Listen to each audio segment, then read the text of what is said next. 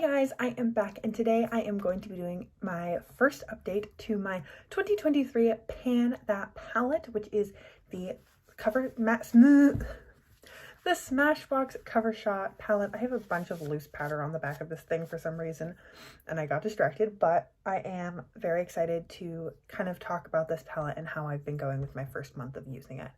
So here's what the palette was looking like last month.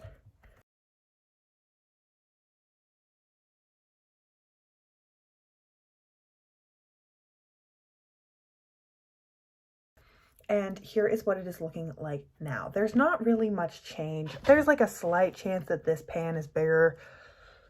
And then I feel like the dip in this shade's becoming a little bit more noticeable.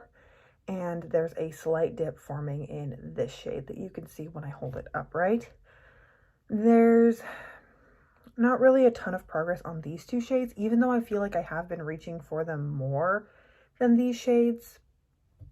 I guess they're maybe a little bit more harder pressed or more pigmented, but I have used every single shade in this palette this month, and I think that that's going to be a goal that I continue throughout the rest of the year, is to use every shade at least once or twice.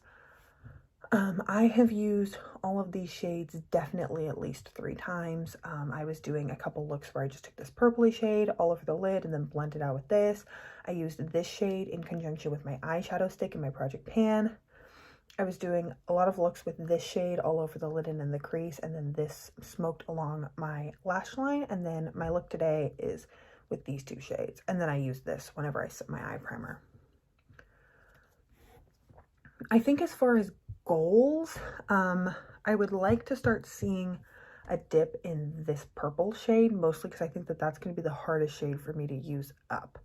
I don't plan on using up the black. I have pan, like a teeny tiny speck of pan in it right now. I have other blacks.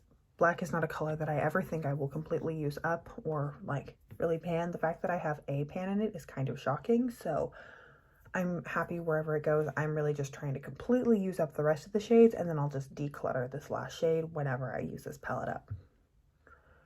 So that's I think as far as hardest to completely use up will be this purpley shade. So I would like to see a dip in it next month.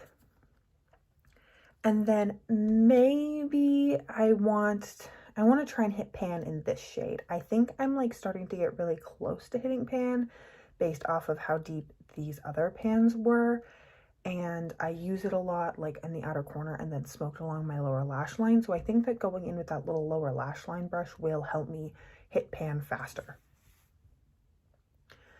I think that these are all really beautiful shades. The whole overall palette tends to lean a little bit more cool toned, except for the look that I do with these 2, but I feel like this is quite cool toned and these are obviously quite cool toned. So I'm curious how my Pan That Face palette will work once I use up these 2 shades, but for now we're just kind of vibing and going with it. I'm sure if I found a kind of like pinky peachy lid shade, I could make this work in a more warm toned way. So it's really just these 2 that would be more difficult to use up with a warm rest of the face. I do still really like this palette. I've been reaching for it almost every time I do my makeup. The only times I really haven't reached for this are when I have been doing my palette spotlight series. I also have been reaching for this in conjunction with my Focus palette, or like companion palette, which is my Huda Beauty Rose Gold Remastered palette. I've been doing, oh my goodness, I'm a mess. I've been doing a lot of looks with the shades Blessed, which is right here. It's a kind of goldy burnt, it's like an old gold shade. And then I've been doing a couple of times I did this smoky eye with the shade Publisher,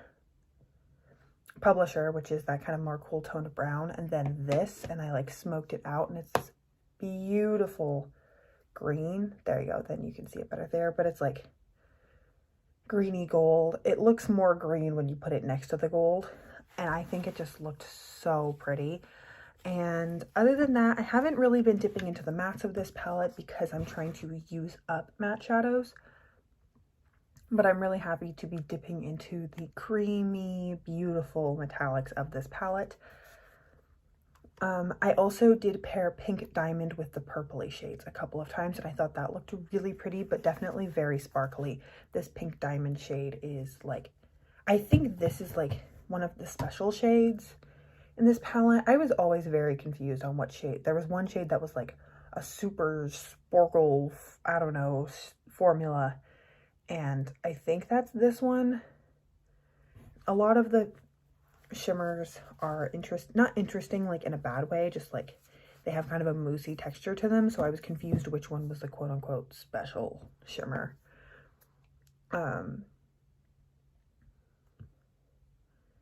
Yeah, there's 8 mattes, 8 metals, 1 wet and dry jet black, and then 1 highlighting pressed pearl. Okay, maybe, I don't know, whatever, not the point. I do really like this palette. I'm glad to be using it in conjunction with my Smashbox palette right now. It gives me a little bit more variety, and then when I want to do something a little bit more fancy, I reach for this. So that is everything that I have for today's video. I'm not setting goals on my companion palette. I'm really just kind of playing with it while I focus on this, and this will kind of rotate out as I see fit, probably every 2 to 3 months.